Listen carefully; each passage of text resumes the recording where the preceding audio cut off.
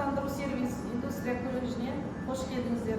Биылғы жылы білесіздер, мамандандыру жылы, жұмысшы жылы екенін білесіздер. Сіздерге сол себептен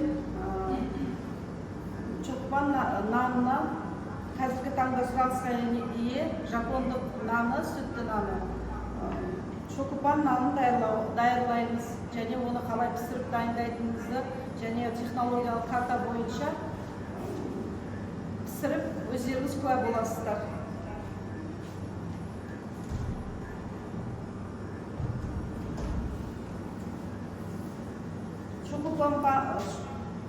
Чокупан нанының ең бірінші танжонг деген заваркасы болады. Танжонг деген заварка бұл шокупан нанына дәмін келтіріп, өзінің маңыздылығын арттырады. Оны қалай дайындаймыз? 100 грамм суға және ұнды қосып печкімізге қойып, консистенция болғанға дейін қайнатып, оның бетін жауып 8 сағатқа холодильнигімізге тоңазытқышқа қоямыз. Міне қалған ингредиенттерді қосып миксерде илейміз. Міне бізге қосылатын алғашқы ұнымызды өлшеп алдық. Мына жерде ұнымыз 9,28. Осы 9,28-ге біз ашытқымызды, бұл ашытқы закваска деп аталады, сіздерге таныс болатын шығар. Закваска бұл қолдан дайындалады. Бұл өте денсаулыққа пайдалы. Қазіргі таңда сұранысқа ие. Қазіргі дрожжсыз нан дейді, денсаулыққа пайдалы. Қатты адамның денсаулығына зиян емес, өзіміз қолдан өндіріп, өсіріп, осыны қосамыз. Бұл жерде 100 грамм. Мына жерде бұл да дрожж деп аталады, бұл кәдімгі сабын дрожж деп аталады. Бұл да қосылады, бұл жерде 28 грамм. Мынау холодильникке қойылып, закваскамыз дайындалған танжонг деп. Осы нанның, жапондық нанның маңыздылығы осы танжонгта. Осы арқылы өте керемет дәмді және жұмсақ болады. Мына жерде құм шекеріміз бар, тұзымыз бар, майымыз бар 80 грамм. Және жұмыртқа. Білесіздер, жұмыртқасыз ешқандай тәтті нандар пісірілмейді. Онсыз елестету мүмкін емес. Және мына жерде сухой молоко дейді, біздің құрғақ сүт. Құрғақ сүтті қосылу керек міндетті түрде. Енді қазір осыны қалай илеп дайындалатынын мен көрсетемін сіздерге.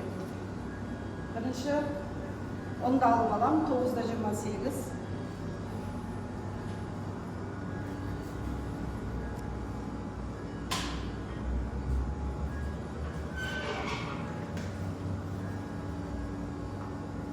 Ұнды миксерге және оны илегішке саламыз, жақсылап. Толық үйіне.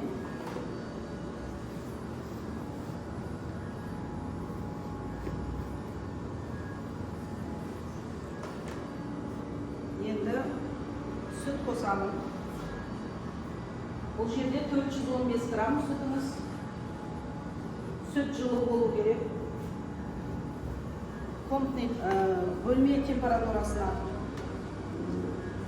Енді мына жерде өзіміз дайындалған, өндірілген денсаулыққа өте пайдалы ашытқымызды саламыз. Бұл жерде 100 грамм.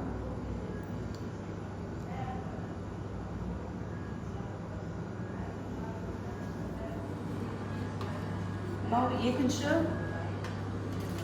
дрожжымыз болды.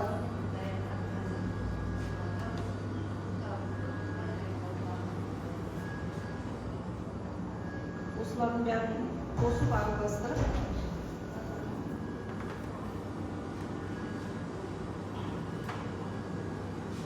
тұзымызды саламыз.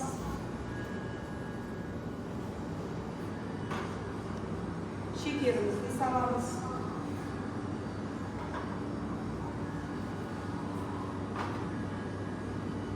Және құрғақ сүтімізді саламыз.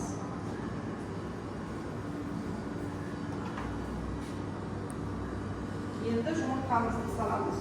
Жұмыртқасыз біздің ешқандай тәтті нәрлеріміз дәмді болмайды. Сол себептен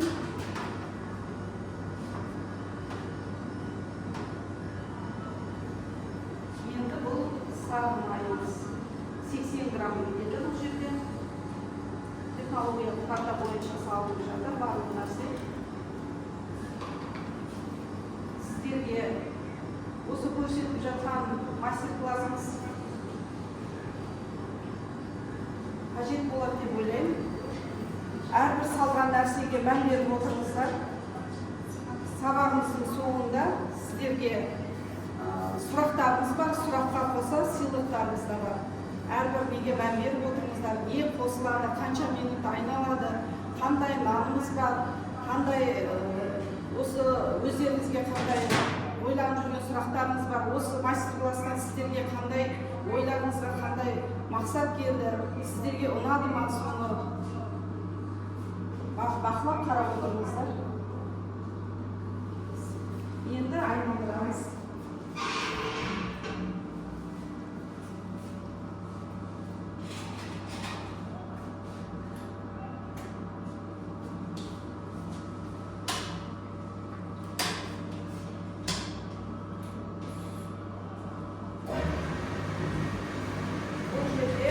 Айналады.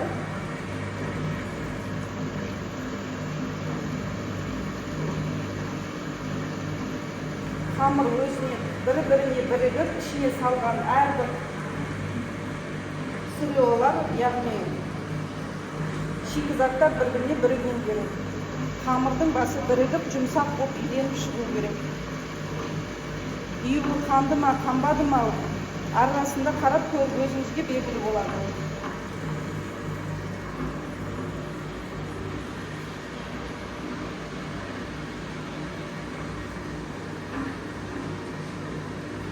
Жапондық даярланып көрсетілуде. Жапондық нанымыздың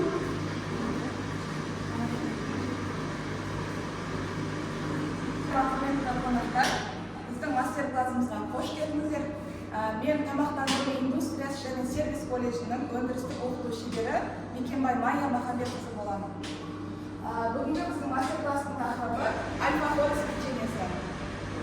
Оның кішкене шығу тарихына тоқталатын болсақ, оңтүстік Америкада Перу мемлекетінде ең алғаш рет осы печенье шыққан болатын. Оның себебі Перу мемлекетіндегі әскери қызметте жасайтын солдаттарымыз күні бойы тоқ жүру үшін осы печенье ойлап табылған болатын. Перу, одан кейін Аргентина, ары қарай Италия және біздің қазіргі таңда біздің Қазақстанға осы альфа-холис печеньесі келді. Қазіргі таңда көптеген кондитерлік жерлерде сұранысқа ие печеньенің бір түрі. Бізге керекті заттар өте қарапайым жолы, жасалу жолы 5 ғана заттан тұрады.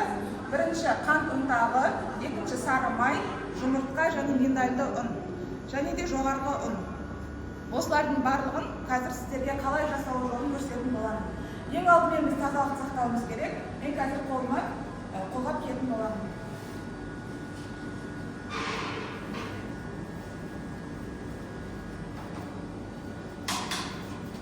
Біз осы қолғапты не үшін киеміз? Өйткені жаңағыдай ұнмен жұмыс жасағаннан кейін тазалықты гигиенаны сақтау керек болады. Ең алдымен біз ұнымызға қант ұнтағын қосатын боламыз. Одан кейін құрғақ заттарға бізде миндальды ұн да кіреді. Бұл осы қамырға өте ерекше дәм және де жұмсақтық береді. Осының бәрін қосып бір келькі араластыратын боламыз. Қамырымыз өте жұмсақ, үлкендеп болады. Жақсылап араласу міндетті.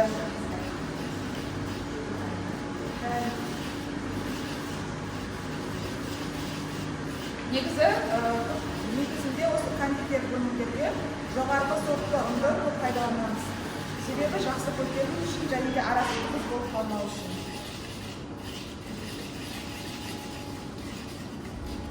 Осылай жақсылап араласқан ұнымызға біз бөлме температурасындағы сары майды, яғни оның пайызы 83,5% болу керек.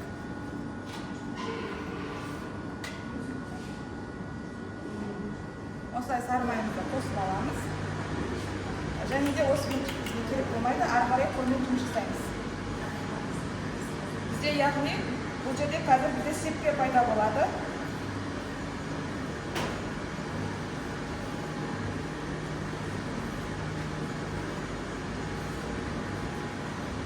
Үй жағдайында жасау жолы өте оңай. Үй жағдайында аналарыңызбен бірге жасасаңыздар болады. Құрамы өте қарапайым, үйден табыла қоятын заттар. Бізде осындай қазір әдемі сепке пайда болады.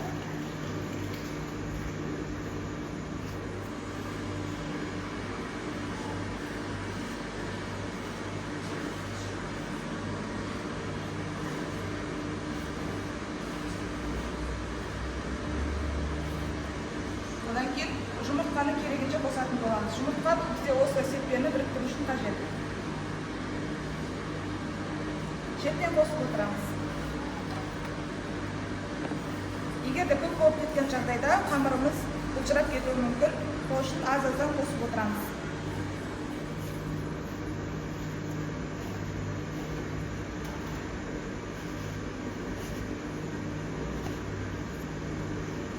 Көріп тұрғандарыңыздай бізде жұмыртқа кішкене азырақ, сондықтан тағы да аз қосамыз.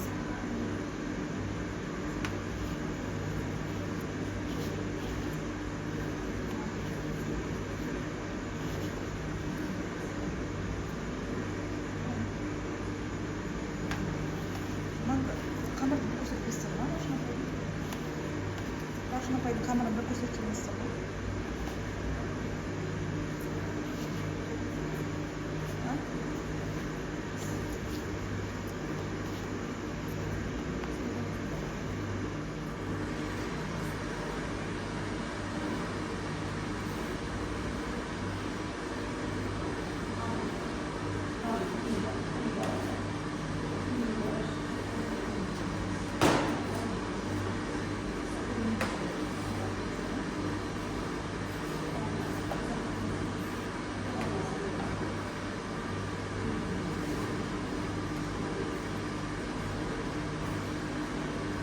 Бізде осындай қамыр пайда болды. Қазір бұны жақсылап біріктіріп, тоңазытқышқа салатын боламыз.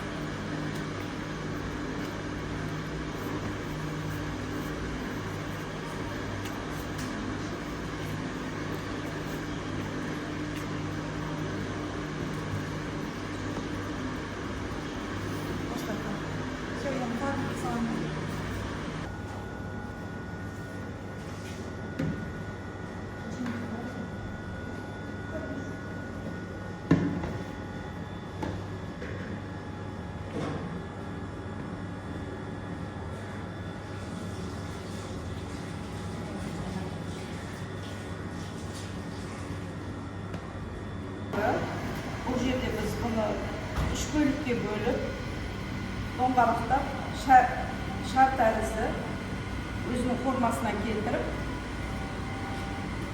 қалай жасайтынын көрсетемін сіздерге.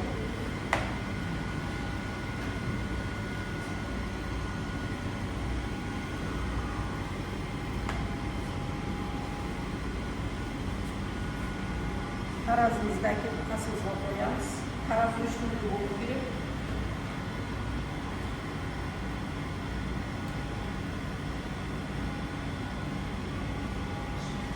Şöyle bir yapıyoruz.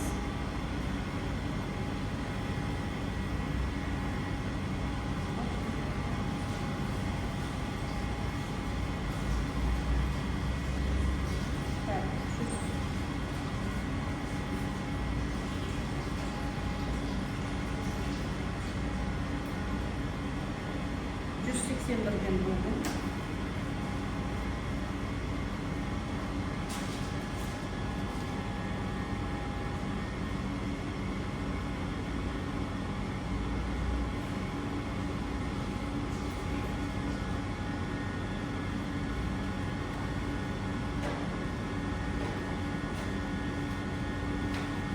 Yılmaz'da yapılacaksa birbirine salınır olur. Yani bir farklı bir geçirir. Şanslar. дөңгелектер, шар тәрізді, сіздерге шар деген белгілі ғой, дөңгелектер. Міне осылай. Қараңыздаршы, тестасы қандай керемет жұмсақ. Басқанда орнына қайттан қалыпқа келіп жатыр. Өзі иілуі қанып, керемет бабына келіп тұр. Енді осылай кішкене қолымызды майлаймыз. Сөйтіп, мен жайлы көрсетемін. Осылай қатты баспайсыздар, күш салмайсыздар. Себебі әр ұнның ішінде өзінің клейковинасы болады, көтерілетін. Біз оны басып тастамауымыз керек.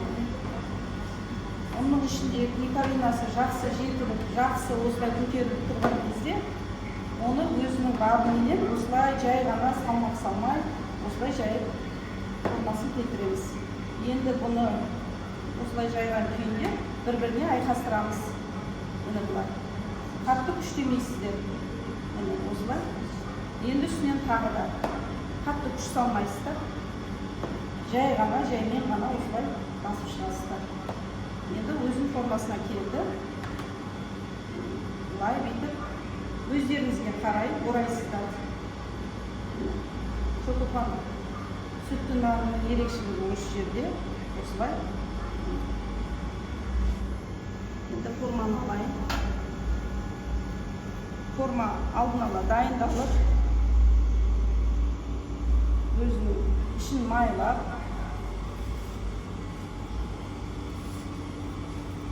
келесіні тура осылай жаямыз. Салмақ салмайсыздар, күш салмайсыздар.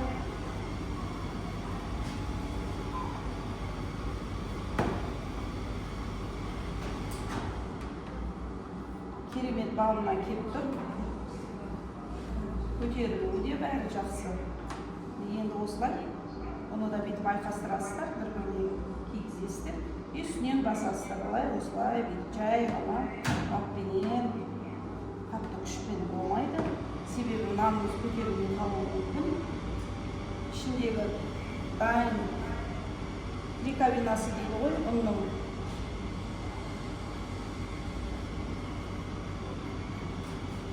Оның қажетті осы клейковинаның қажеттілігінің арқасында осы ұн өзінің керемет несін білдіреді. Әр ұн әртүрлі болады. Кейбір байқайсыздар, кейбір ұндарды илегенде бір-біріне жабыспай жатады.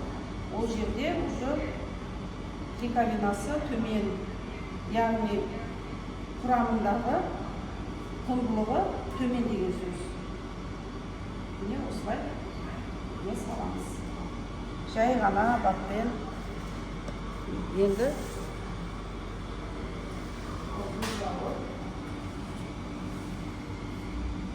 көтерілу шарына 100-120 минутқа қоямыз. Көтеріліп, бағына келіп, өзінің уақыты біткенше.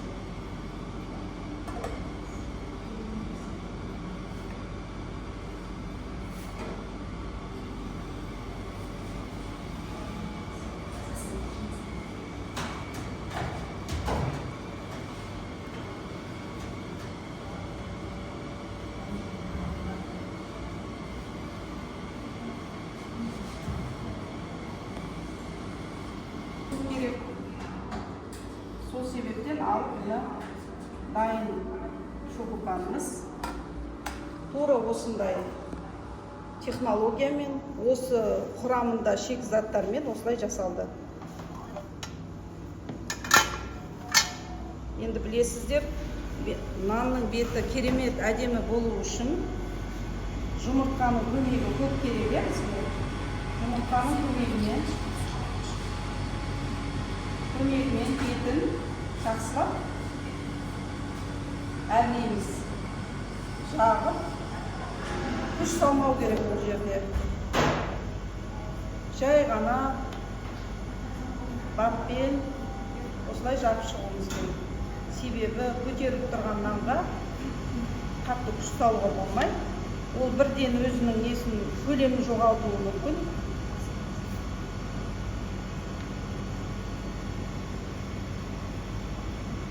Сіздерге бағана айттым, әрбір нәрсеге мән беріп отырмыздар. Қазір қойылатын сұрақтарыңызда осының әрбір қосылған істеген іс-әрекеттерімізден келіп қалуы мүмкін. Бақылап, қарап отырыңыздар. Мына керемет шықты. Қараңыздаршы.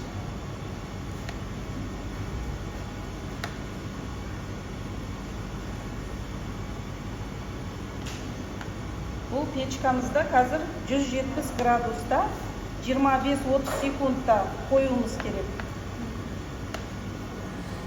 Сіздер де үйлеріңізге барып осыны қайталасаңыздар болады. Керемет сұранысқа ие жапон наны, сүтті наны.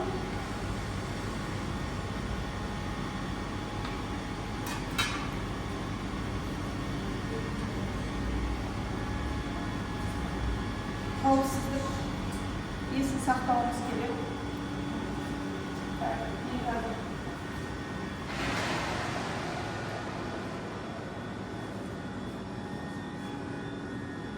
Жайдан қоямын. Ешқандай жерге жан-жағына тигізбеу керек. Қатты қоймау керек. Жай ғана өзінің бабымен осылай пешке саламыз. 170-ге 25 минутта.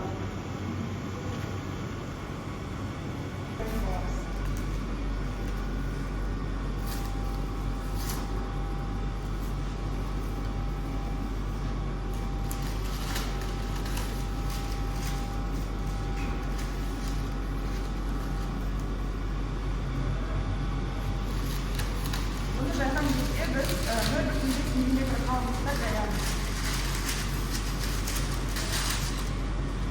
Бізде осындай арнайы өлшеулер бар. Мына жерде миллиметрдің өлшеуі болады.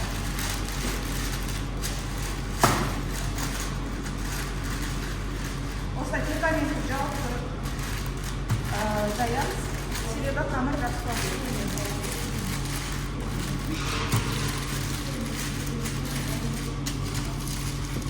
Негізі біреулер қатты жинауды жақсы көреді, біреулер қалыңдықтан қалыңдығын өз қалауларынша жасақтар болады. Мен қазір 0,5 мм қалыңдықта жаятын болады.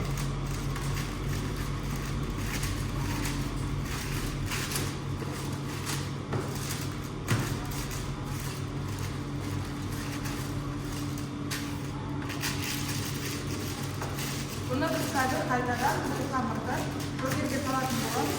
Себебі құрамында май көп болғандықтан бұл тезірек кетеді. Біз оған форма бере алмай қаламыз. Яғни пішін бере алмай қаламыз.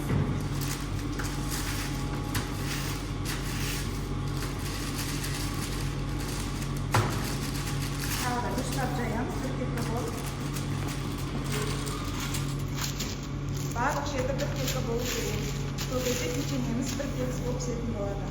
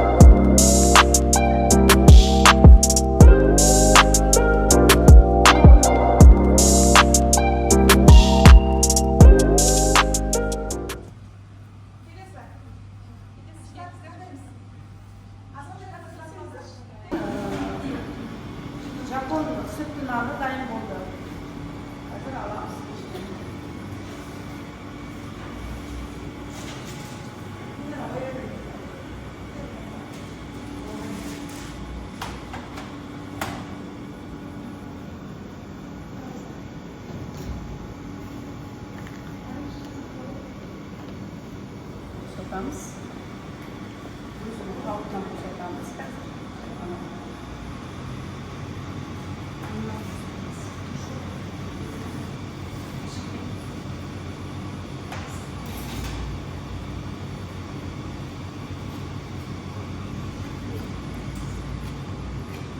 Кішкене ыстықтан шыққаннан кейін осылай жақсылап қолға қолбатып киіп қауіпсіздік өзінен аударымыз.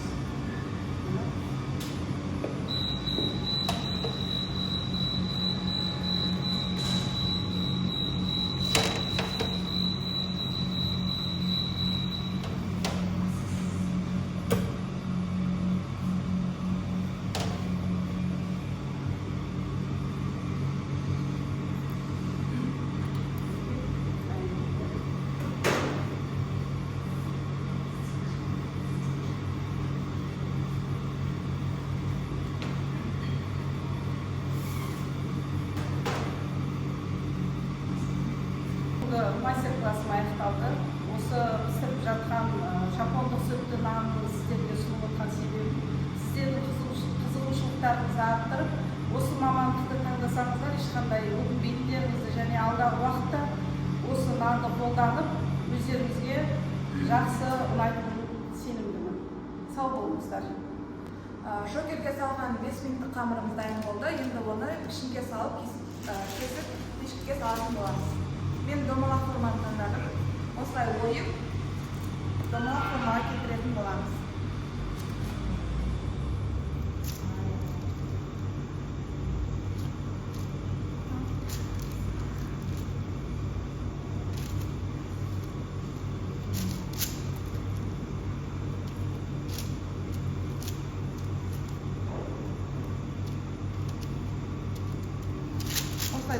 Негізі кез келген форманы таңдауға болады. Мен өзім осы домалақ форманы таңдап отырмын.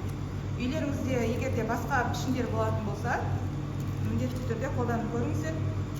Өте қызықты болады. Негізі баласы бар үйде көбінесе жұлдыз, ай сияқты формаларды көп қолданады. Ал біз стандартты домалақ формада қолданамыз деп шештік.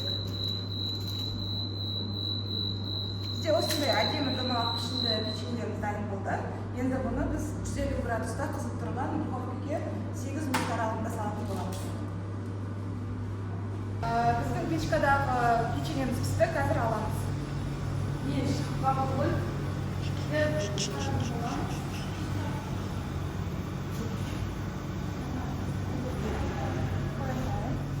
Міне бізде осындай әдемі печенье дайын болды.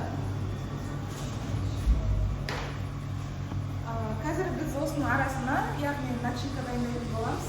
Крем. Кішкене осылай дайындайтын боламыз. Бұның құрамында сливки, сары май және де вельвийский шоколад бар.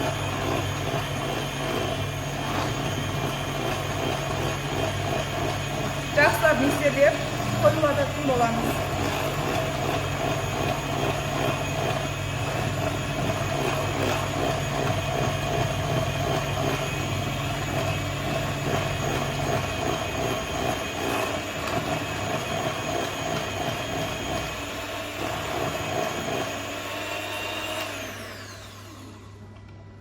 Миксермен жұмыс жасағанда міндетті түрде абай болу керек.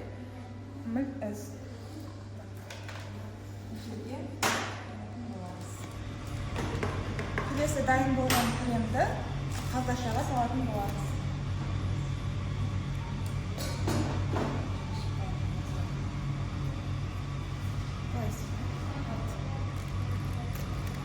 Бізде осындай әдемі шоколадный қоспамыз дайын болды.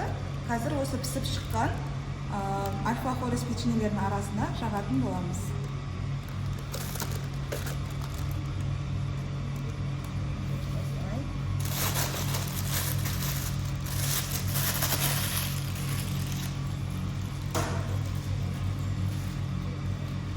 Ішінде ауа қап кетпеу керек. Осылай біріктіріп, ұшына дейін кремді ақтаратын боламыз.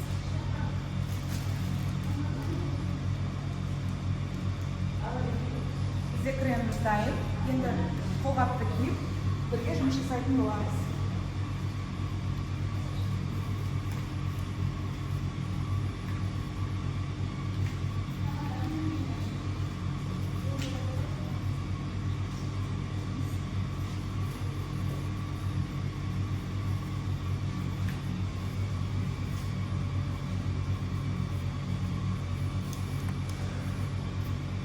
печеньені аламыз қолымызға. Және осы дайын қоспамызды, шоколад қоспамызды арасында жағып шығарып боламыз. Осылай домалақтап. Егер де кремді көп қаласаңыз, көбірек қосуға болады. Екінші жағын біріктіріп, арасын біріктіретін боламыз. Біріктіріп болғаннан кейін барып, кішкене осылай жан-жағына кішкене жағып жібереміз. Қазір бізде сәндеу процесі жүретін болады. Осылай жағып, бізде осылай кокостың кішкене майда-майда үгітінділері бар. Осылай аунататын боламыз.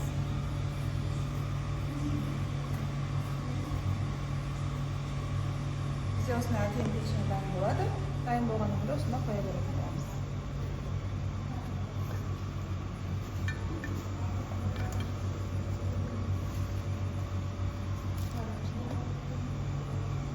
Ары қарай осылай дәл осы процеспен барлық печеньені біріктіріп шығатын боламыз.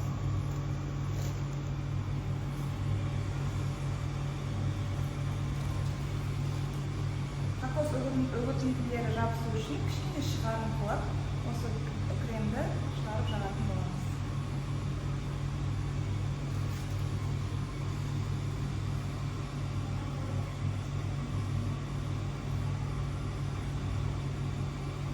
Құрметті қонақтар, бүгінгі біздің мастер-классымыз осымен аяқталды. Қызық болды деген ойдамын. Қош сау болыңыздар.